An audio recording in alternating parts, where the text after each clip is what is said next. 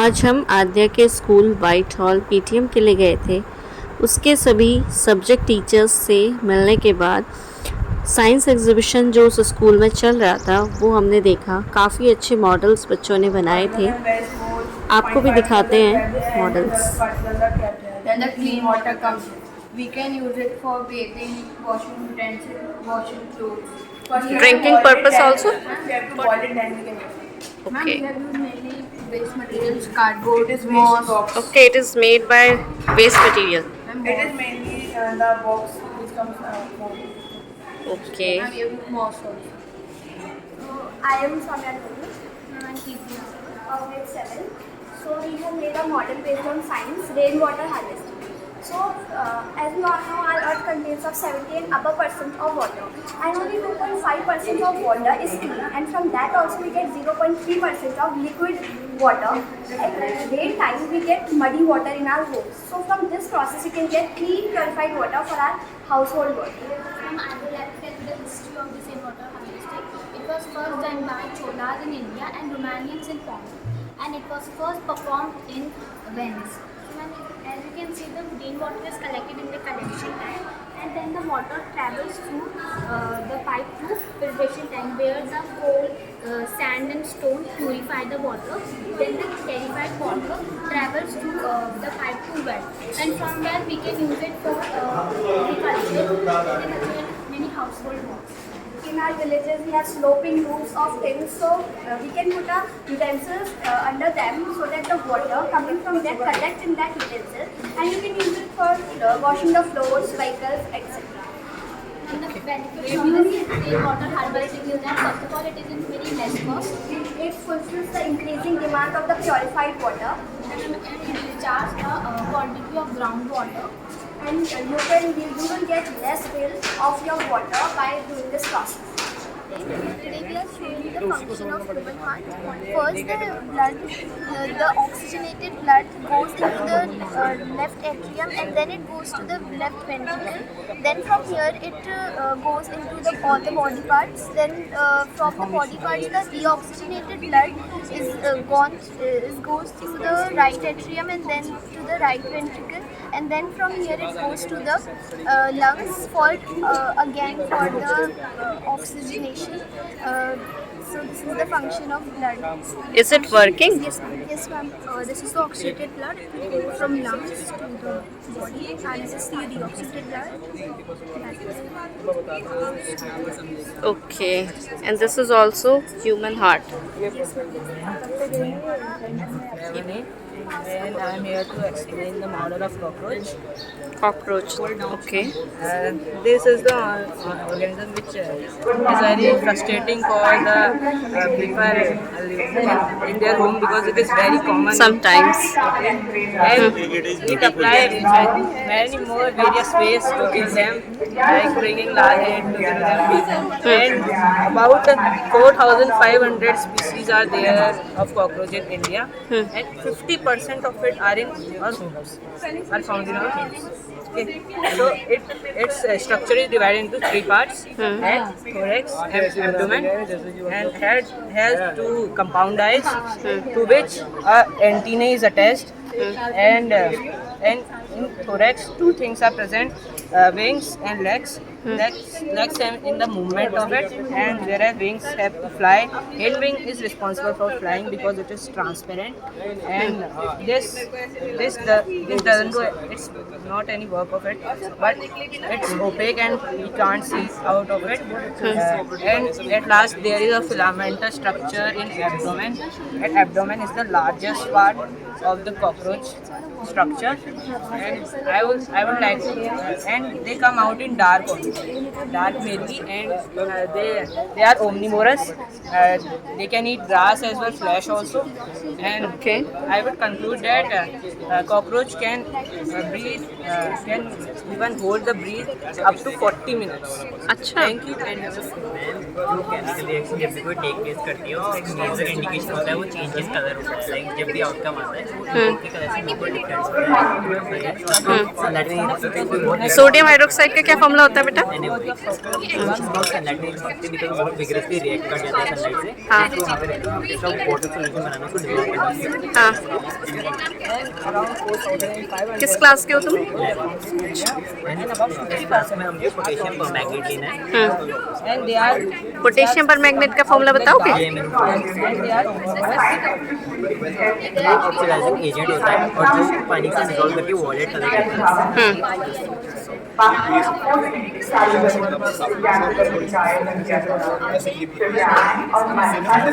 Sodium hydroxide है, उसमें हमको शुगर ऐड करनी है, सिंपल शुगर। अच्छा।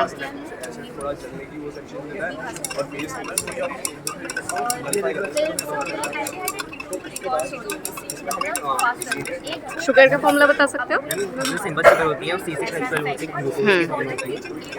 सिंपल शुगर C12H22O11 वो ग्लूकोज होता है, C6H12O6। ठीक है।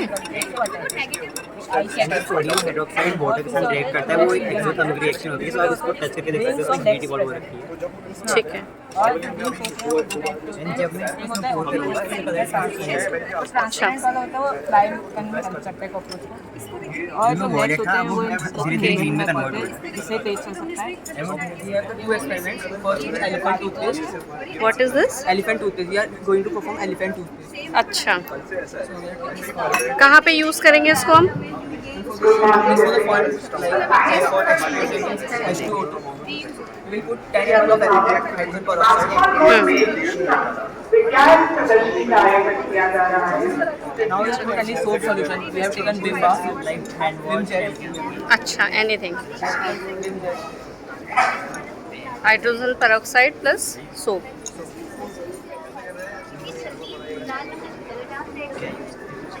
Now it will be a very exothermic reaction. We will put potassium permanganate. As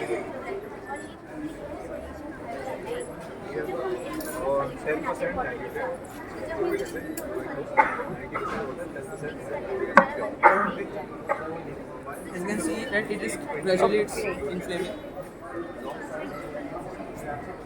It's a very exothermic reaction. अच्छा, कई बार ये वीडियोस में भी आता है। So this is how we do it. And the next experiment, combustion of hydrocarbons. In this we have prepared the soap solution.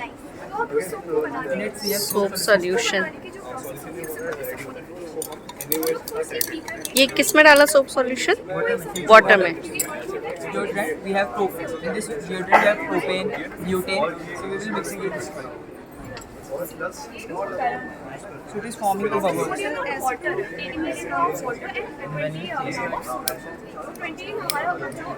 Okay, be careful. Very good. And this is the first experiment, elephant toothpaste. Chemical बाहर दिखाने की कोशिश करते हैं। Like हम कुछ salt को आपस में मिक्स करेंगे और उससे कलर चेंज हो जाएगा रैपिडली। अच्छा, पहले ये सॉल्ट है, सोडियम कार्बोनेट। इसका हम थोड़ा सा अमाउंट के साथ आपको बताया उसमें हल्का सा पिंक कलर दिखा है, एक drop by drop pink colour आता है। जब इसको मिक्स करते हैं तो पिंक कलर वैनिश हो रहा है, राइट? इनमें से एक है एसीटोन और एक है हमारा एल्डिहाइड। इसमें भी ऐसे ही परमानेंट पिंक कलर चलता है। अब हम एक फेनोक्सिल में ऑलरेडी इंडिकेटर होता है। क्या इंडिकेटर है? पढ़ेंगे आपने नाम क्या है इसका? फेनोक्सिल। फेनोक्सिलिन। तो एसिड बेसिस पर पढ़ोगे आप, ये हम बताते हैं कि एसिड क्या है और बेस क्या है। लेकिन उसको एसिड में ऐड करना पॉजिटिव या फिर कुछ डिफरेंट कलर्स देता है और जो बेस में ऐड करता है तो कुछ डिफरेंट कलर्स देते हैं। अब एक सिर्फ इसके में तो ये है हमारा एल्डिहाइड। और अगर ये बेरियम क्लोराइड BaCl2, बेरियम एक मेटल होता है, तो इसी का एक क्लोराइड सॉल्ट है हमारा। एक इसका जाएगा तो अगर वो अच्छा से तो इट्स अ नॉर्मल और अगर और थोड़ी ऑक्सीडाइजिंग लाइक जैसे किसी भी चीज से बाहर रखा है एटमॉस्फेयर में ऑक्सीजन प्रेजेंट होता है उसमें केमिकल चेंजेस होने चाहिए। तो ये सब सोचते हैं यूज ऑक्सीजन वाला जो रिएक्शन होता है वो और फास्ट हो जाएगा। We are showing a fake blood. We have used an iron compound, also known as ferric chloride, FeCl3. थोड़ी सी ये पानी है? इसमें इसको ऑलरेडी लिक्विड है तो इसमें हम पानी की जरूरत नहीं है। After this we are taking इसमें भी थोड़ा सा मिला देते हैं। बस हमें ऐसा है कि क्योंकि पाउडर फॉर्म में इनका ज़्यादा अच्छे से रिएक्शन आ नहीं पाता है बाहर, तो हम इसको हल्का सा लिक्विड में कन्वर्ट करते हैं। ये लाइक अगर अच्छे से मिक्स हो जाए तो पानी ऐसा ही लगेगा अगर हम देखें तो। उसके बाद हमारा ये सोल्यूशन भी है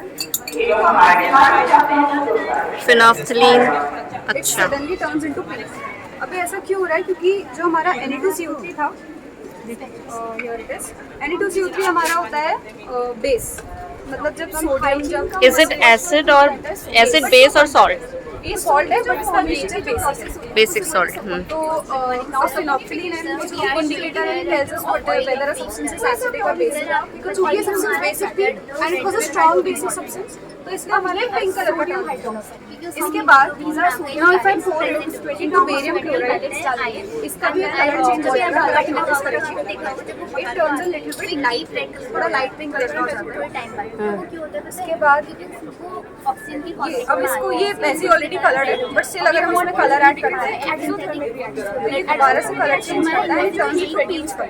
लाइक कोई भी, तो ये इसलिए हो रहा है क्योंकि पहली बार फिनोल्फथलीन हमारा इंडिकेटर था और उससे वो बेस का सब्सटेंस बता रहा है, इसलिए वो येलो कलर का पिंक कलर का। उसके बाद जो बेरियम क्लोराइड है वो हमारे सोल्यूशन को न्यूट्रलाइज करता है, केमिकल चेंज करता है। और साथ ही जो हमारा न्यूट्रलाइज कंडीशन है हम इसको पोटेशियम ऑक्सीडाइज कर देता है, इसलिए हमारा पीच कलर से क्लियर बनेगी। और आप 26 करने के बाद ओके बेटा, वेरी। तुम्हारा सपोनिफिकेशन। सोप हमारा होता है। अब सोप की प्रोसेस को क्या बोलते हैं बनाने की प्रोसेस को, इसको बोलते हैं सपोनिफिकेशन। और सपोनिफिकेशन में हम 20 मिलीलीटर ऑफ ऑयल लेंगे and 30 millilitre of sodium hydroxide solution. Sodium hydroxide solution में these are sodium hydroxide solids. अब इसमें 80 मिलीलीटर ऑफ वाटर इसमें जब एक्सोथर्मिक। इसे मिक्स करके हीट करके इसमें स्पिरिट लैम्प डालते हैं, इसके अंदर केरोसिन होता है और थोड़े से टाइम के बाद हमें एक लेदरी फॉर्म और थोड़ा सा और टाइम के बाद एक लेयर और उसको फिल्टर पेपर से के बाद हमें फाइनली सोप मिलेगा।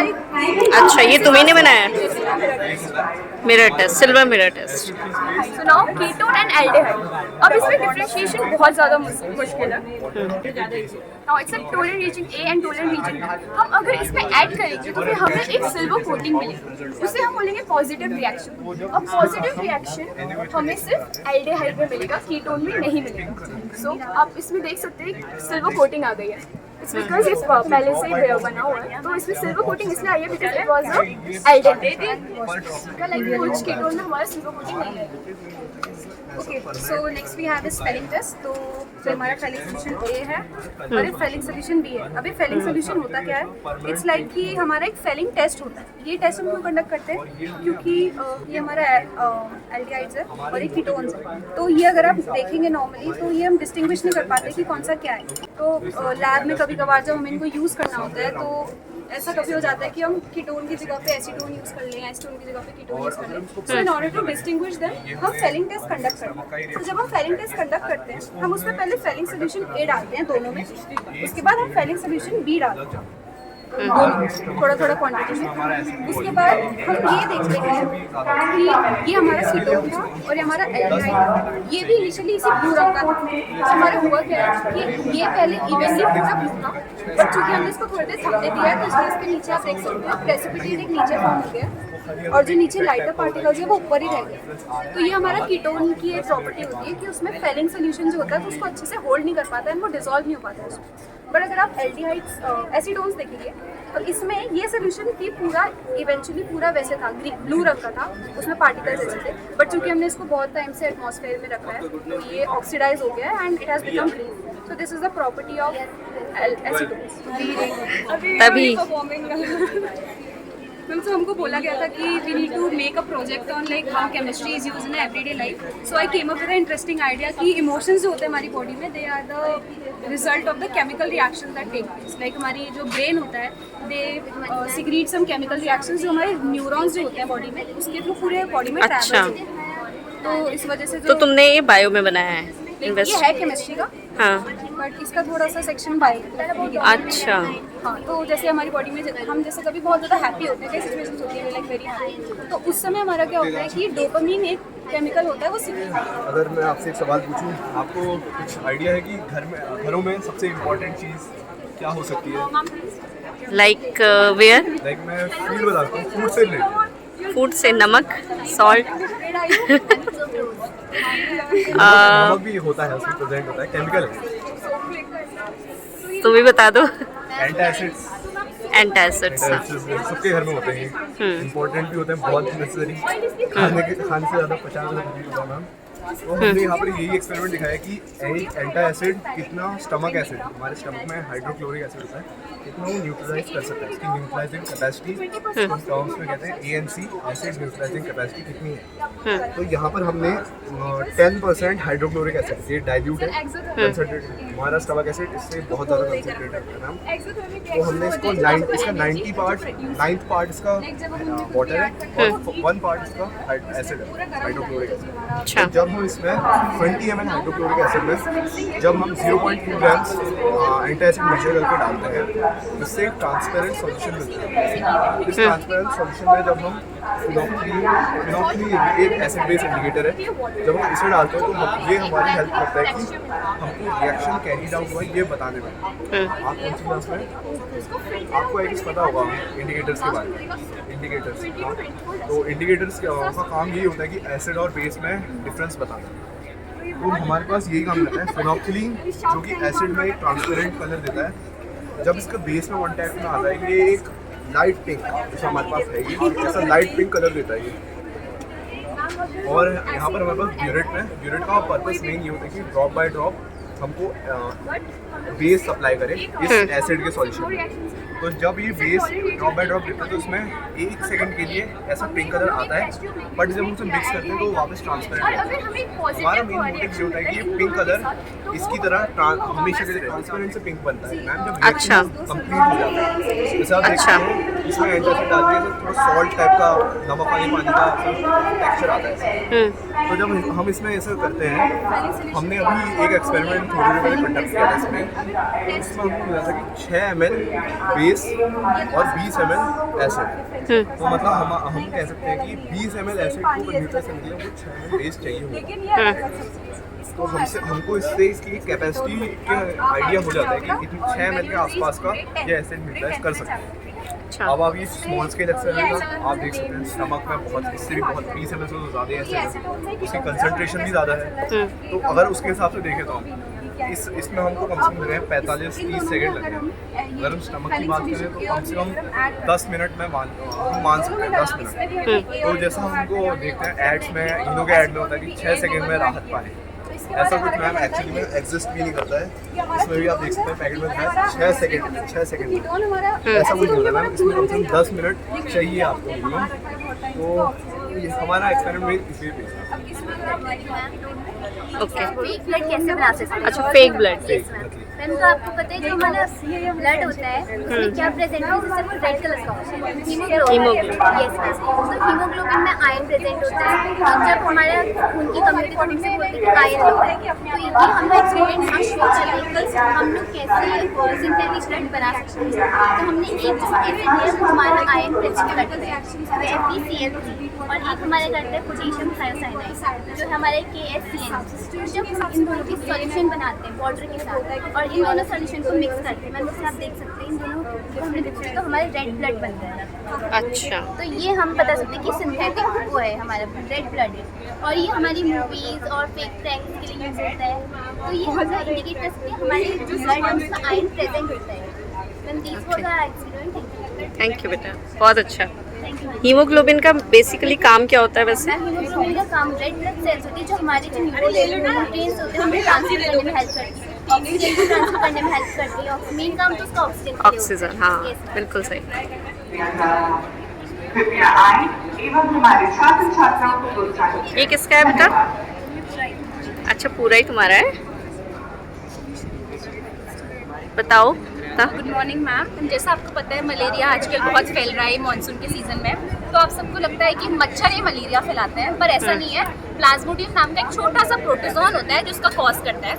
इसकी 3 प्रजातियां होती हैं, पी वाइलेक्स, पी मलेरिया और पी फैल्सीपेरम। जो प्लाज्मोडियम फैल्सीपेरम है ये आपकी मौत का कारण बन सकता है। ये इंसान की बॉडी में जाके उसकी बॉडी से खून लेते हैं।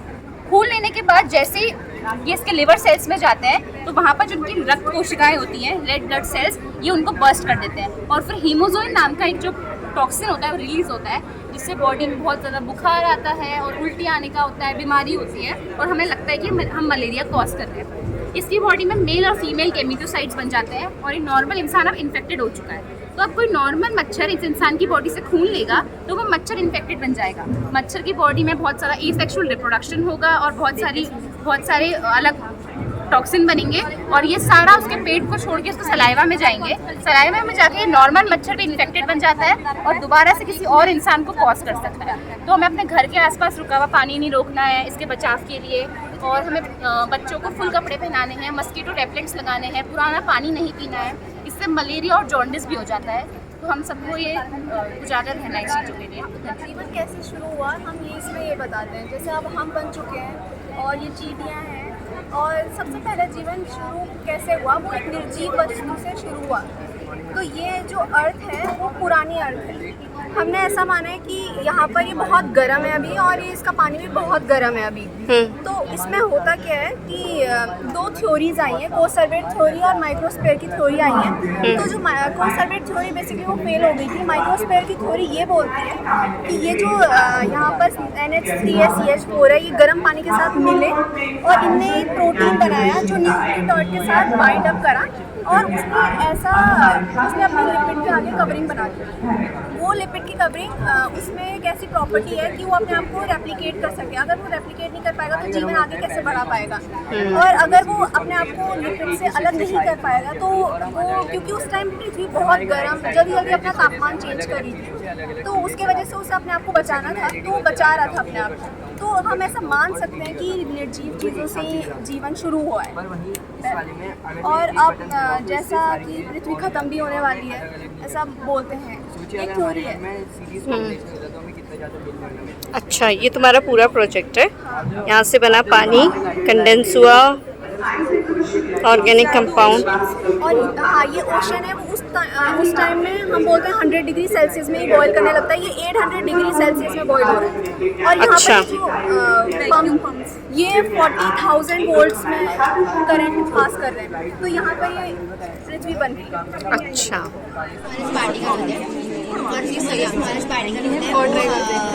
फ्रीली मूव कर सकते हैं। तो अगर हम कहते हैं कि इलेक्ट्रॉन फ्लो करें तो मतलब करंट फ्लो करें, उस हिसाब से जो ये बोर्ड या प्लास्टिक अगर हम उसे रखेंगे इसमें तो हम बेसिक जो कंडक्टिविटी और जो सभी इस क्वेश्चन में इसी के आंसर से कनेक्ट कर रहे हैं। और जब हम पॉजिटिव और नेगेटिव टर्मिनल को ज्वाइन कर रहे हैं तो वो बल्ब फ्लो कर रहे हैं।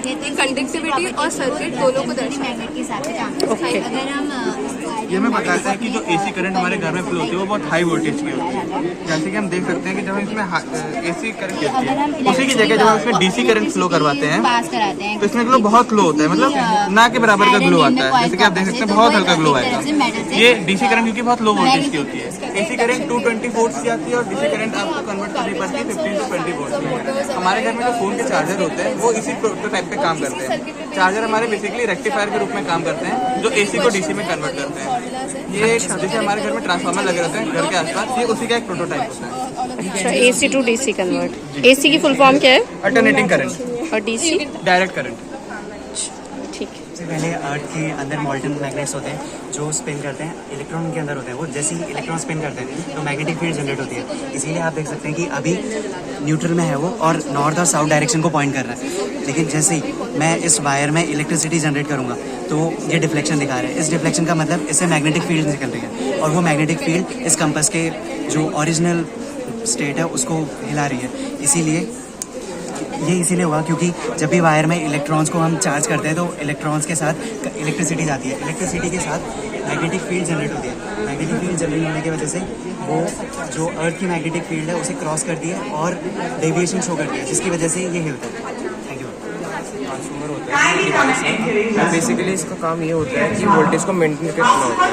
हमें इसके 2 टाइप्स होते हैं, step on transformer, step on transformer. अब स्टेप ऑन ट्रांसफार्मर का काम ये होता है कि ये वोल्टेज को घटाता है और जबकि स्टेप ऑन ट्रांसफार्मर होता है वो वोल्टेज को बढ़ाता है। जैसे हमारे घरों में इन्वर्टर्स होते हैं तो वो वोल्टेज को मेंटेन करके रखते हैं कम ज़्यादा, और स्टेबलाइजर्स भी होते हैं तो उनका फंक्शन ट्रांसफर। वो इलेक्ट्रिक जनरेटर। दो मेन पार्ट है। क्या कर रहे हो तुम लोग ये? Good morning. ये प्रोजेक्ट है जो ये टेम्परेचर डिफरेंस के बेसिस में चलता है। ये अगर हम यहाँ पर पोल वाटर पोल करें और इसमें हीट देखो तो इलेक्ट्रिक करंट जनरेट होता है और वो करंट ये TEG उन करंट को कलेक्ट करके इस सर्किट में फ्लो करता है और फिर वो इलेक्ट्रिक करंट इस बैटरी में स्टोर हो जाता है। फिर हम इस बाद में इस मोटर से बैटरी से हम किसी भी बल्ब को चला सकते हैं, ये वोल्टेज चला सकते हैं, फ़ोन चार्ज कर सकते हैं, वोल्टेज को बढ़ाते हैं। अब जैसे हमारे अच्छा, बैटरीज होते हैं तो उनके तो तुमने क्या किया है? ये क्या लगाई है? मोटर? वाटर को डिस्पेंस करने एक बल्ब है तो जैसे ये ट्रांसफर होगा तो ये जब ये वर्क करेगा तो बल्ब जो ग्लो करेगा वो थोड़ा करेगा। अच्छा, वेरी गुड। यहाँ पर ट्रांसफार्मर को लेंगे तो ये बहुत अच्छा। Good morning. Basically, this is a telescope we have made. This telescope is made from PVC pipe and we have taped it. तो बेसिकली टेलीस्कोप क्या होता है? टेलीस्कोप आपके फार अवे ऑब्जेक्ट से लाइट कलेक्ट करके आपको दिखाता है और उसको बड़ा करके दिखाता है। तो ये टेलीस्कोप का जो पहला वाला पार्ट है उसे ऑब्जेक्टिव कहते हैं और जो पीछे वाला पार्ट है उसे आईपीस कहते हैं। ऑब्जेक्टिव क्या करता है? जो ऑब्जेक्ट है उसमें जो सनलाइट डायरेक्ट होती है उसको कलेक्ट करता है, फिर टेलीस्कोप के अंदर जाके जो मिडिल लेंस है वहाँ पे इमेज बनती है। उसके बाद वो इमेज ट्रांसफर होती है आईपीस पे और जो क्योंकि ये कॉन्वेक्स लेंस है तो इसकी इमेज बनेगी रियल और इन्वर्टेड। इन्वर्टेड मानी अपसाइड डाउन, उल्टा दिखेगा आपको, नीचे का ऊपर, ऊपर का नीचे दिखेगा, पर इमेज रियल बनेगी। तो आप इसमें एक्सपीरियंस कर सकते हो। अच्छा, थैंक यू मैम। ये एक ट्रेसिंग टेलीस्कोप है, इससे हम 1 किलोमीटर से लेकर 2 किलोमीटर में कोई भी पॉइंट देख सकते हैं। फुल मून नाइट में हम चांद को ये हमने PVC पाइप से बनाया है और ये कर्टेन रॉड्स है।